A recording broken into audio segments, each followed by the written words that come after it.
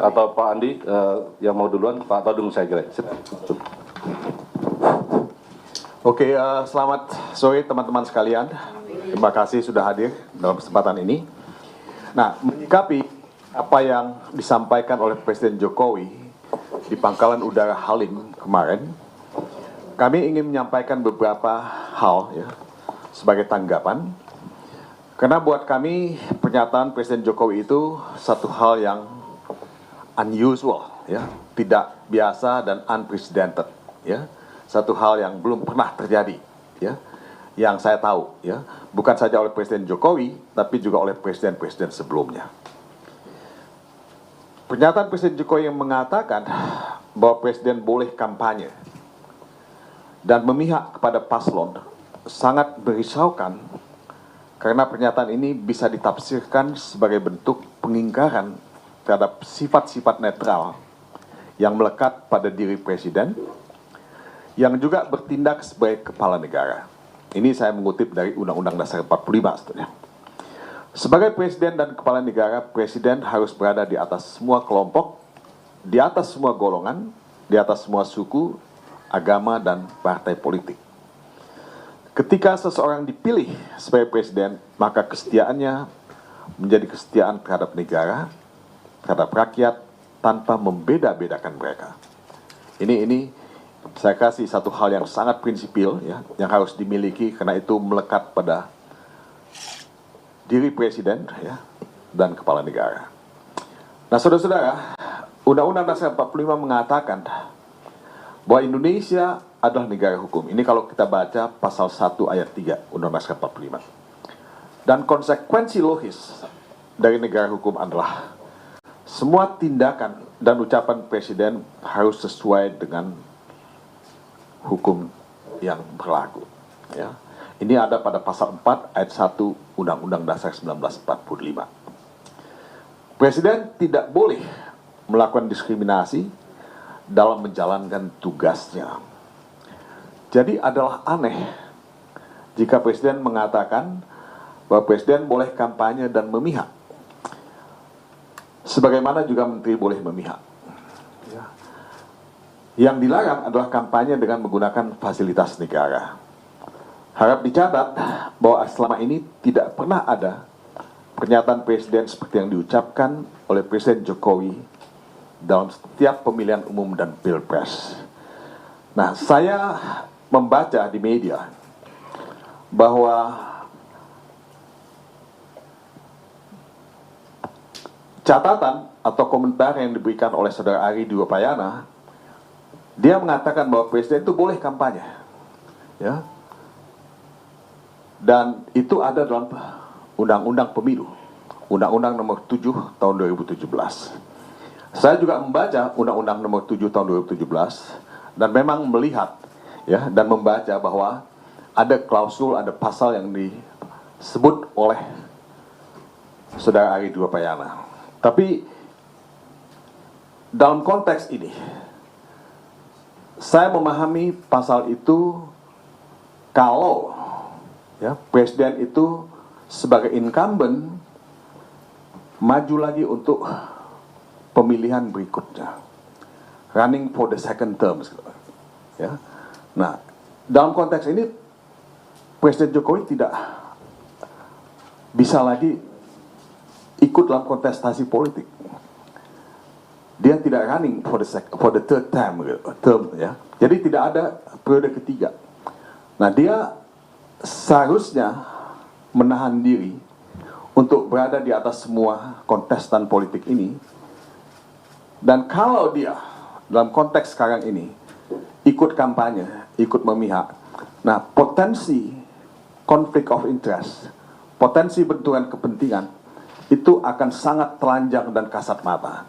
Dan inilah yang tidak fair, tidak adil, dan menurut saya ini yang tidak sejalan dengan semangat negara hukum yang menjamin equality, ya, dan menjamin juga tidak ada diskriminasi. Nah, saudara-saudara, harap diingat juga bahwa Presiden juga bersumpah sebelum menjalankan tugas-tugasnya, di mana antara lain dalam sumpah itu Presiden berjanji akan melaksanakan konstitusi dan hukum. Itu ada dalam pasal 9 Undang-Undang Dasar 1945.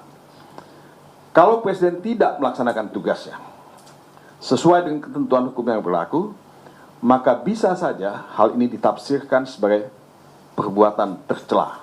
Ya. Ini bacaan ya yang saya lihat, saya baca dari pasal 9 itu. Ya. Karena ini juga salah satu yang disebutkan bisa sebagai alasan untuk melakukan pemakzulan. Ya. Saya tidak mengatakan harus melakukan pemakzulan, tapi ini yang saya baca dalam pasal 9 ini. Dan kalau dikaitkan dengan ya, pasal mengenai pemakzulan, baik itu dalam undang-undang MK ya, yang kita ketahui selama ini.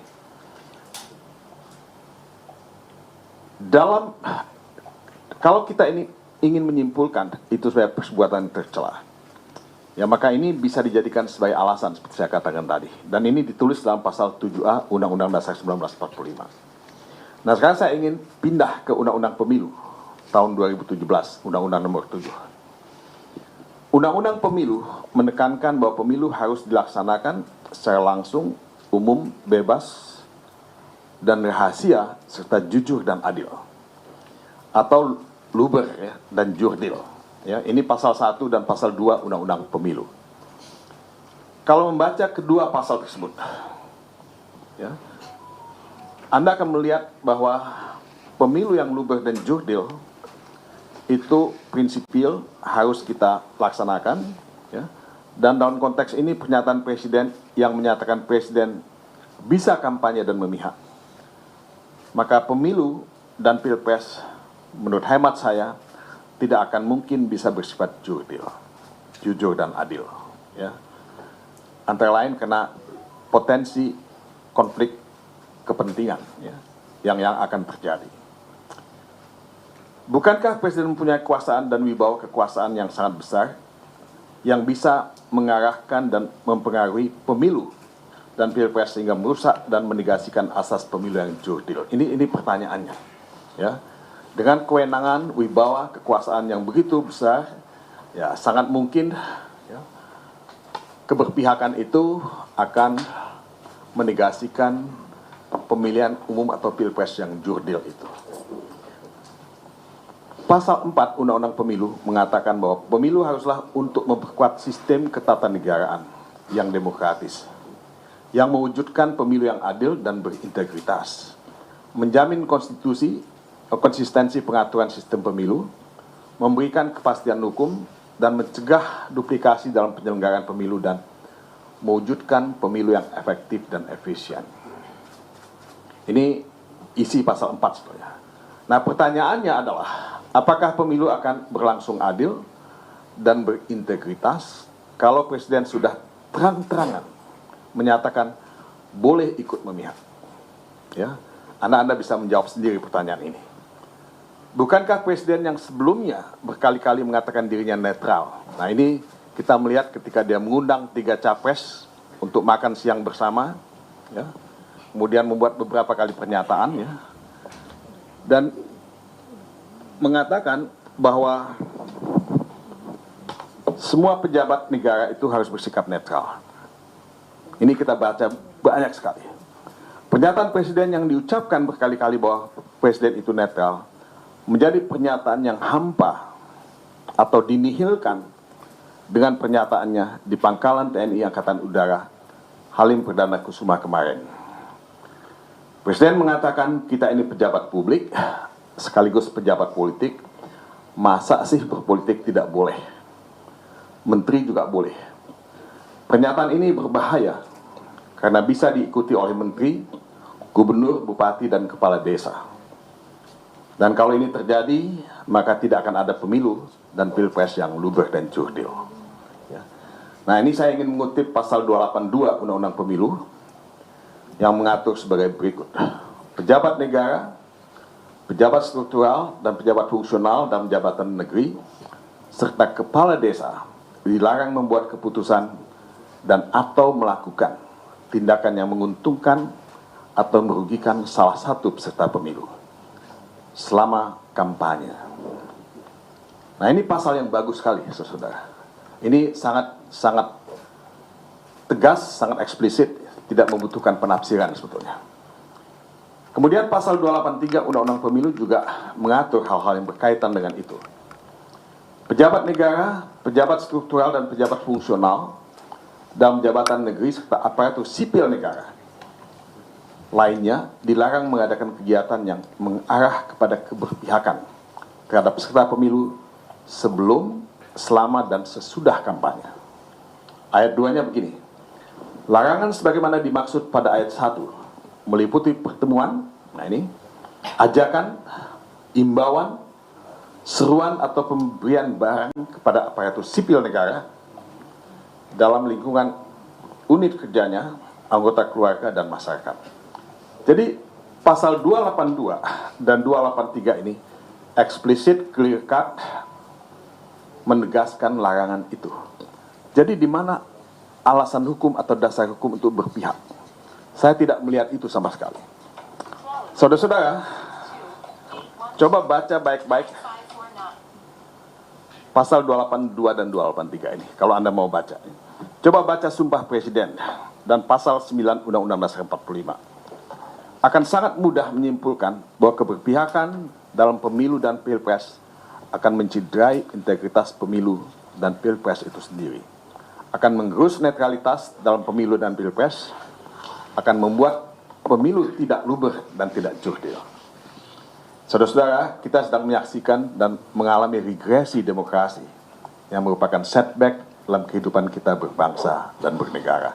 Saudara-saudara, mudah-mudahan apa yang saya sampaikan ini cukup clear, cukup to the point, ya, cukup lugas, ya, karena saya menyertakan juga dasar-dasar hukum yang saya anggap penting untuk diketahui oleh kita semua, dan tidak ada alasan untuk menjustifikasi keberpihakan presiden dalam kontestasi politik yang sedang berlangsung saat ini.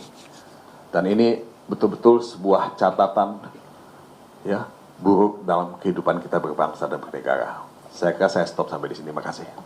Terima kasih Pak Todung. Pak Andi silakan menambahkan. Ya, terima kasih. Saya menambahkan Bang Todung menyampaikan hasil media analitik yang kami lakukan terkait dengan pernyataan Presiden. Pak Jokowi cenderung berada di wilayah sentimen negatif pada saat mengomentari debat 3 antara Capres yang terutama terkait dengan isu pertahanan negara yang dikomentari oleh Pak Jokowi menjadi debat jangan personal, debat harus tentang data, data tidak bisa diumbar. Itu menghasilkan sentimen negatif ke Presiden karena dianggap cawe-cawe ke urusan pilihan presiden. Dalam 1 bulan terakhir, sentimen negatif ke Pak Jokowi itu berada di angka minus 62%. Lalu dalam 7 hari terakhir lompat ke angka 93%. Lalu ketika kami zoom hari ini hanya dengan melihat platform Twitter, sentimen negatif ke Pak Jokowi terkait dengan pernyataan Pak Jokowi di Halim kemarin itu minus 96%. Ya, untuk kami itu sudah jelas menunjukkan bahwa pada dasarnya netizen itu menginginkan netralitas presiden. Netizen tidak ingin melihat Pak Jokowi memiliki keberpihakan yang didasari konflik of interest karena anaknya menjadi cawapres atau anaknya menjadi ketua umum partai, sementara identitas partai dari Pak Jokowi belum berubah. Kami melihat ada sentimen negatif muncul karena itu. Ada juga suara-suara yang kami lihat di platform-platform media yang menginginkan Presiden fokus untuk menyelesaikan masa jabatan keduanya sampai 20 Oktober 2024, terutama karena banyak hal yang kemudian bergerak dinamis yang membutuhkan perhatian khusus Presiden. Ya, misalnya kalau teman-teman membaca salah satu media finansial global hari ini dipenuhi dengan berita tentang kemungkinan Hong Kong mengalami krisis seperti skala krisis keuangan Asia di tahun 97-98. Ya, dan ini yang membuat kemudian suara-suara dari netizen, kita butuh presiden yang fokus untuk memastikan Indonesia bisa melakukan mitigasi-mitigasi ketika ada tekanan-tekanan global, ya, seperti yang terjadi di Laut Tengah sekarang, ya, karena ada pertikaian antara Israel, Amerika Serikat dengan Yaman, maka kapal-kapal kargo yang berbendera Barat itu cenderung diserang oleh pasukan Houthi memakai rudal yang kembali mengganggu harga pasok.